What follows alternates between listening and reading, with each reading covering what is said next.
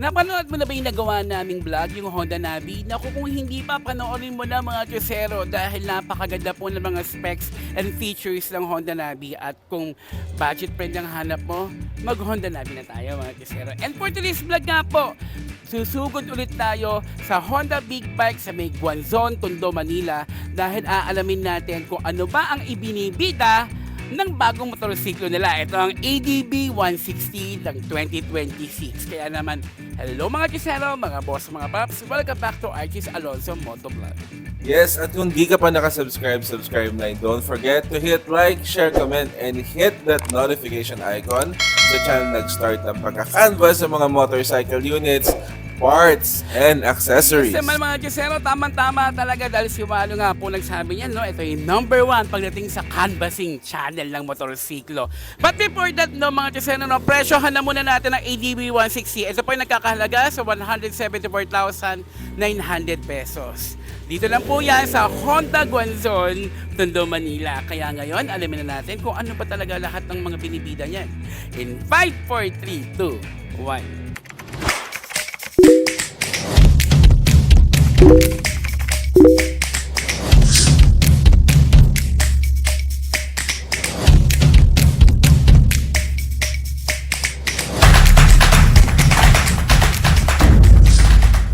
Mga Chesero, bago natin pag-usapan ang specs ng Honda 2026 ADB 160 Road Sync, gusto ko na munang umpisahan sa mga features nito. Okay, unahin natin na ito ang 5-inch TFT panel meter ng Honda ADB 160. Malinaw at full color display siya, kaya kitang-kita kahit tirik ang araw o gabi na.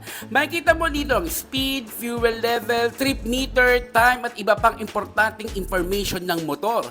Kapag nakakonect ang Honda Road Sync sa Bluetooth, lalabas din dito ang incoming calls, messages, music control, and turn-by-turn navigation. Malaki at modern yung screen, kaya premium at parang big bike ang dating habang nag-ride ka. Hindi na kailangan tumingin sa cellphone, mas safe at convenient lalo na sa long ride. Ito naman ang multifunction switch ng Honda ADB 160. Dito mo kokontrolin yung mga menu ng TFT panel kaya hindi mo lang kailangan bitawan ng manibela. Sa switch nito, pwede mong mag-scroll sa display information, lumipat ng menu, kontrolin ng calls at music kapag nakakonect ang Honda Road Sync. Mas madaling gamitin habang nakaride. Maganda dito, isang kamay lang ang gamit kaya mas safe at convenient lalo na sa long ride at daily use. Ito naman ang passing light ng Honda ADB 160. Ginagamit ito kapag gusto mong mag-signal sa kasabay mong sasakyan o magpaalam na mag-overtake ka. Isang pindot lang kikislap agad ang ilaw, kaya mas napapansin ka sa daan. Malaking tulong ito lalo na sa highway at night rides para mas safe ang pagmamaneho. May USB Type-C charger na ang Honda ADB 160. Mas mabilis ang charging kumpara sa lumang USB. Kaya hindi ka na mag-aalala na malobat ang cellphone habang bumabiyahe. May sub-tank rear suspension ng Honda ADB 160. Ibig sabihin, mas stable at mas komportable ang ride lalo na kapag dumadaan sa lubak, humps o uneven na kalsada. Mas maayos ang shock absorption kaya hindi na masakit sa likod kahit long ride o may angkas. Ramdam mo rin na mas kontrolado ang motor kahit medyo mabilis ang takbo. Naka semi-dual purpose stars ang Honda ADB 160. Ibig sabihin, okay siya sa favorite roads tulad ng city at highway. Pero kaya rin niya ang light off-road gaya ng rough roads at gravel. Maganda ang kapit ng gulong kaya mas stable sa likuran at mas kampante ka sa ride, mapa-daily man yan o mapa-weekend adventure. All LED lighting system na ang Honda ADB 160. Ibig sabihin, LED na ang headlight, taillight at signal lights kaya mas maliwanag at mas klaro ang ilaw kahit gabi o maulan. Mas matipid din kasi sa baterya ang LED at mas matagal ang buhay kumpara sa ordinaryong bumbilya. Malaking tulong ito sa visibility at safety lalo na sa night rides. May Honda Smart Key system na ang Honda ADB 160. Ibig sabihin, keyless na siya kaya hindi mo na kailangan maglabas ng susi para i-on ang motor. Basta nasa bulsa mo lang ang smart key, pwede mo lang i-start ang motor, i-lock at i-unlock ang manibela at buksan ang seat at fuel lead. Ayos! Mas secure, mas convenient at mas premium ang pakiramdam lalo na sa daily use. Isa ito sa mga gusto ko mga Crucero, may 30-liter luggage box ang Honda ADB 160. Kasya dito ang isang full face helmet at iba pang gamit tulad ng jacket, gloves o personal items natin. Malaking tulong to sa daily commute, long rides, errands at grocery grocery runs. Mas convenient dahil hindi mo na kailangan mag-backpack at mas safe pa ang gamit dahil nakatago at nakalock. So yan mga chosero, nakita na natin ang mga features ng ADB 160 Road Sync. Ngayon naman pag-usapan na natin ang kabuuan ng motor na to. Unahin natin sa adjustable windshield mga chesero. Makikita nyo na mataas at malapad siya, pang long ride talaga. Adjustable to kaya pwede mong iset depende sa height mo o kung city ride lang o highway ride. Malaking tulong to para sa hangin, alkabok at ulan kaya comfort agad sa rider. At sa gilid naman nandito ang signal lights. Hiwalay ang pwesto niya sa headlight kaya mas kita sa traffic. Mas safe at mas malinis tignan. Hindi siya mukhang cheap. Premium ang placement. At pumunta naman tayo dito sa headlight ha. Ito ay dual LED headlights na may sharp at aggressive na design. Parang mata ng adventure bike ang itsura. Matapang, solid at talaga mapapalingon ka. Hindi lang siya pamporme. Malakas ang ilaw, malinaw sa gabi at panalo sa long ride. Sa paligid ng headlight, mapapansin nyo yung angular fairings. Hindi siya basta bilog o smooth. May linya at tikas. Diba? Dito mo makikita na sinadya talagang magmukhang pang off-road pero bagay pa rin sa city. At dito naman tayo sa bandang ibaba, mga chosero, makikita nyo ang inverted front suspension. Isa ito sa pinakamalaking highlight ng ADB 160. Mas stable ang harap, mas planted sa kalsada, at mas kampante sa kahit sa lubak o uneven roads. Ramdam mo na kahit scooter siya, pang adventure ang setup talaga. At dito naman tayo sa front brakes. Makikita nyo yung front brake nito ay naka-disc brake at may ABS pa. Mas control ng preno, hindi basta nagdalak ang gulong, lalo na sa bigla ang preno o madulas sa kalsada. Dagdag safety lalo na sa city traffic at long rides. Kasama rin dito yung front tire at mags na bagay sa adventure setup. Ang size ng gulong ay nasa 110/80 by 14 tubeless, makapal ang gulong at sakto ang lapad. Pang city, pang lubak at kaya rin sa light off-road. Grabe! Malapad at sakto ang taas ng handlebar ng ADB 160 kaya komportable ang riding position at hindi nakakapagod kahit long ride. Madaling abutin ang mga switch, malinaw ang layout at smooth ang throttle at brake response. Kita agad ang digital meter panel at overall stable, kontrolado at rider-friendly ang pakiramdam habang nagmamaneho.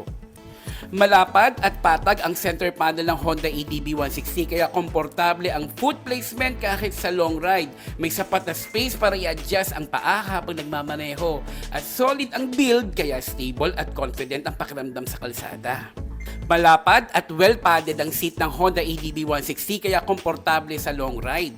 May hiwalay na rider at back portion na nagbibigay ng maayos na support at premium ang upholstery na may solid na tahe. Hindi madaling mangalay at swak para sa daily ride at adventure trips. Ang Honda ADB 160 ay naka-dual rear suspension na may sub-tank, kaya mas stable at mas komportable kahit sa lubak at uneven roads. Mas controlled ang bounce, mas planted ang likod at swak para sa city ride, long ride at light adventure use. Ang Honda ADB 160 ay powered ng 160cc ESP Plus engine kaya smooth ang takbo, tipid sa gas at may sapat na hatak para sa city at long ride. Tahimik ang makina, refine ang response at maayos ang CVT tuning kaya relax ang biyahe kahit traffic o tuloy-tuloy na andar. Napakatapang at adventure-inspired ang likuran ng Honda ADB 160. May LED taillight na malinaw at madaling makita. Hiwalay ang signal lights para mas safe sa traffic at solid din ang rear fender pang proteksyon sa putek at tubig. Ang size ng gulong nito po sa likuran ay nasa 130/70 by 13 at naka-hydraulic disc brake to. Dumako na tayo sa puso ng Honda ADB 160. Ang Honda ADB 160 ay may 4-stroke, 4-valve, single overhead cam, liquid-cooled, ESP Plus engine na may 157cc displacement. May bore at stroke ito na 60.0 by 55.5mm at 12.0:1 compression ratio kaya balanse ang power at fuel efficiency. Nagpo-produce ito ng 11.8 kW sa maximum power sa 8,500 RPM at 14.7 Nm naman sa torque sa 6,500 RPM. Sapat para sa city riding at long rides. Naka-PGM FI fuel system ito para sa mas smooth at tipid na takbo.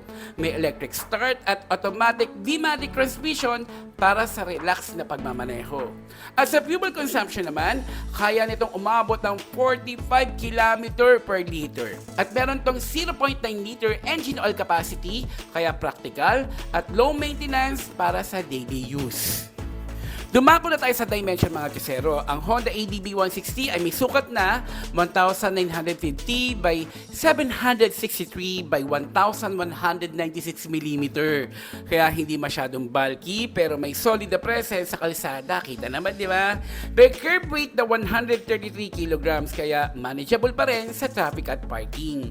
May wheelbase na 1,324 mm para mas stable sa handling.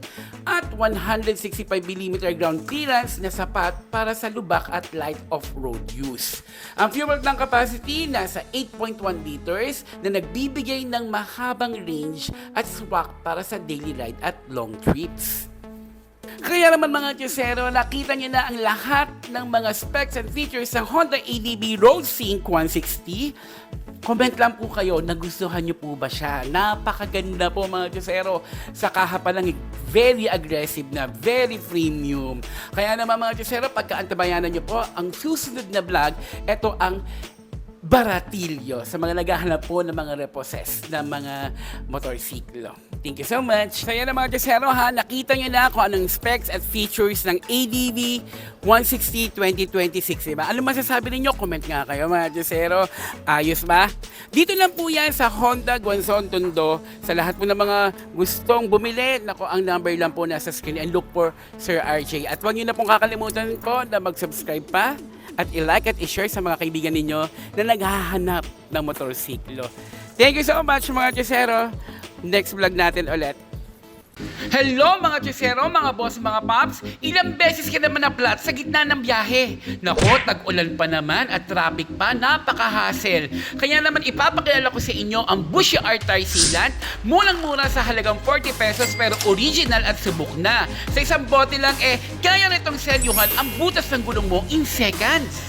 Ito ang mga benefits ng tire sealant. Emergency ready, easy to use, pang motor, tricycle. Walang chemical smell, kaya walang aberya.